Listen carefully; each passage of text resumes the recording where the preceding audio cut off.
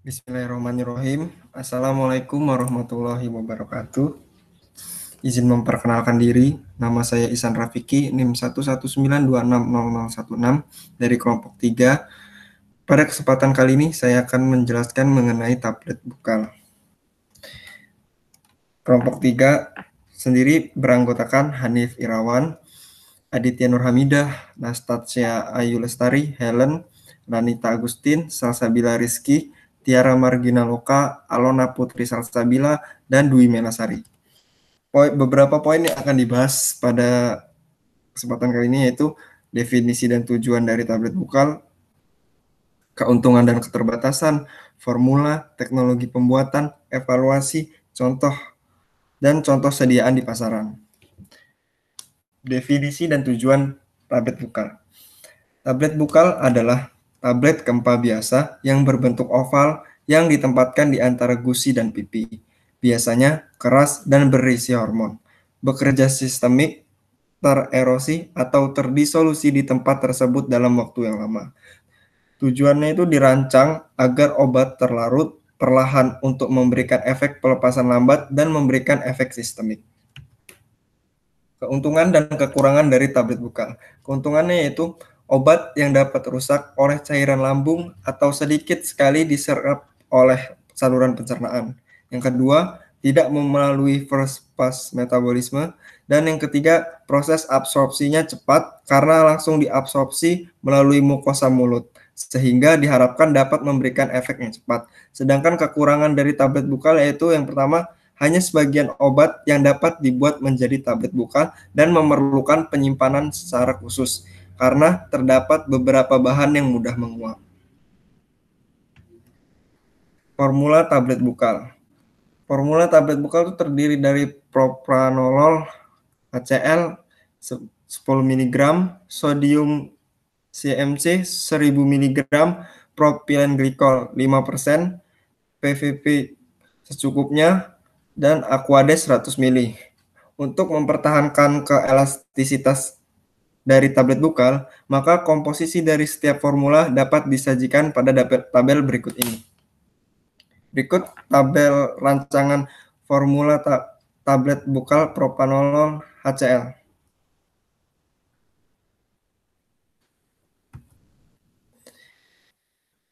Fungsi dari tiap bahan yang digunakan yaitu untuk propranolol HCl berfungsi sebagai zat aktif. Sodium CMC berperan sebagai bahan tambahan yang berfungsi untuk melindungi pelekatan produk dengan jaringan tubuh dari kerusakan. PVP digunakan sebagai zat pengembang sehingga bermanfaat untuk meningkatkan pelepasan obat, meningkatkan elastisitas, dan pembentukan lapisan film pada pads. Sedangkan propilen glikol digunakan sebagai plastizer pada penyalutan. Teknologi pembuatan tablet bukal, yaitu metode pembuatan yang dapat dilakukan untuk membuat tablet bukal itu ada 3 cara, yaitu kempal langsung, granulasi basah, dan granulasi kering. Kempal langsung itu merupakan percetakan bahan obat dan bahan tambahan yang berbentuk serbuk tanpa proses pengolahan awal atau granulasi. Kempal langsung membangkitkan gaya ikatan di antara partikel sehingga tablet memiliki kekompakan yang cukup. Pada proses ini diperlukan serbuk yang mempunyai fluiditas dan kompaktibilitas yang baik. Sedangkan granulasi basah merupakan langkah-langkah yang diperlukan dalam pembuatan tablet. Langkah-langkah yang diperlukan dalam pembuatan tablet dengan metode ini dapat dibagi sebagai berikut, yaitu menimbang dan dengan mencampur bahan-bahan, pembuatan granulasi basah, pengayakan granul basah, pengeringan, pengayakan granul kering, pencampuran bahan pelicin, dan bahan penghancur, pembuatan tablet kompresi. Sedangkan granulasi kering itu granul dibentuk oleh penambahan bahan pengikat kering ke dalam campuran serbuk obat dengan cara memadatkan massa yang jumlahnya besar dari campuran serbuk, memecahkannya dan menjadikannya pecahan-pecahan menjadi granul. Penambahan bahan pelicin dan penghancur kemudian dicetak menjadi tablet. Ya, ini merupakan alat kempa langsung, dan alat kempa langsung alat granulasi kering atau roller kompaktor, dan alat granulasi kering satunya itu slugging. Sebagian besar tablet kompresi dibuat itu dengan metode granulasi basah. Mengingat caranya yang relatif mudah, begitu pula dengan tablet bukal. Beberapa tahapan granulasi basah yaitu yang pertama itu dengan menimbang dan mencampur bahan-bahan, pembuatan granulasi basah, pengayakan adonan lembab menjadi pelet atau granul, pengeringan, selanjutnya pengayakan kering, pencampuran bahan pelincir, dan pembuatan tablet dengan kompresi. Untuk evaluasi tablet bukal.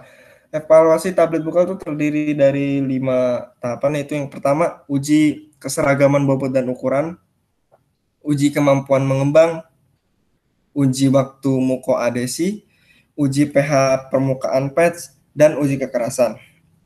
Untuk uji keseragaman bobot dan ukuran, itu dilakukan dengan mengambil 5 sampel acak, lalu diukur panjang dan lebar, serta ketebalannya dengan jangka sorong. Syarat dari keseragaman ketebalan tablet bukal yaitu antara 0,5 sampai 1 mm. Untuk uji kemampuan mengembang, dilakukan dengan menimbang tabletnya lalu diletakkan pada 2% agar gel pad. Lalu diinkubasi pada suhu 37 kurang lebih 1 derajat Celcius selama 1-3 jam. Selanjutnya, dipindahkan ke cawan Petri dan air yang terdapat pada permukaan dengan kertas saring. Kemudian, tablet yang telah mengembang ditimbang lagi, direplikasikan 3 kali dan dilaporkan rata-ratanya. Untuk uji waktu mukoadhesi, dilakukan dengan mengisi mukosa bukal kambing segar dalam beker gelas sampai 2,5 cm.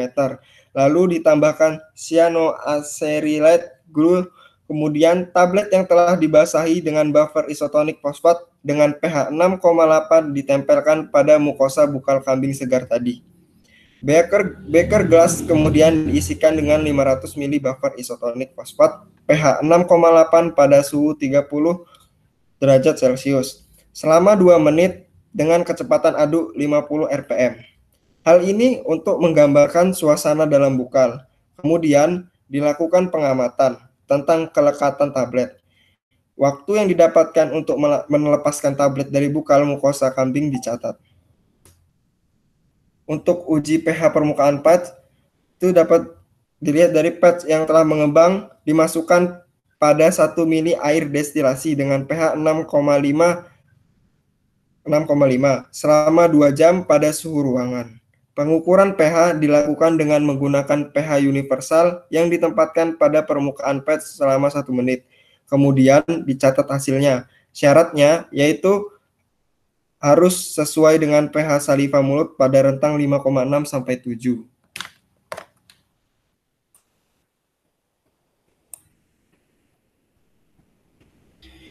Dan yang untuk uji kekerasan itu dilakukan dengan diambil 20 tablet secara acak, kemudian diuji kekerasannya menggunakan alat hardness tester.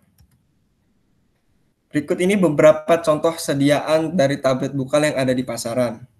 Itu ada benzidamin hidroklorida.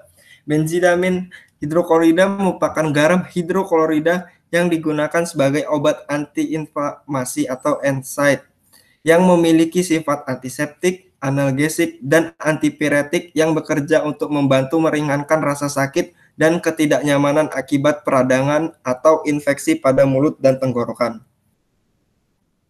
Yang kedua itu ada prochlorperazine maleat.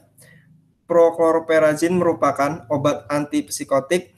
Obat ini juga bisa digunakan untuk mengurangi mual dan muntah. Obat ini bekerja dengan cara menghambat fungsi dopamin di otak.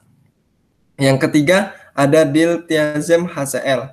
Diltiazem adalah obat untuk menurunkan tekanan darah pada hipertensi dan mencegah terjadinya nyeri dada atau angina. Diltiazem tidak dapat menyembuhkan hipertensi, melainkan hanya membantu mengontrol tekanan darah. Ini beberapa contoh lain dari bentuk sediaan tablet bukal di pasaran, itu ada meloxicam, salbutamol sulfat, Theocap SR, dan Theocap SR. Itulah hasil presentasi dari kelompok kami. Apabila ada kesalahan kata dan kekurangan, kami mohon maaf. Terima kasih. Wabillahi taufik walhidayah. Wassalamualaikum warahmatullahi wabarakatuh.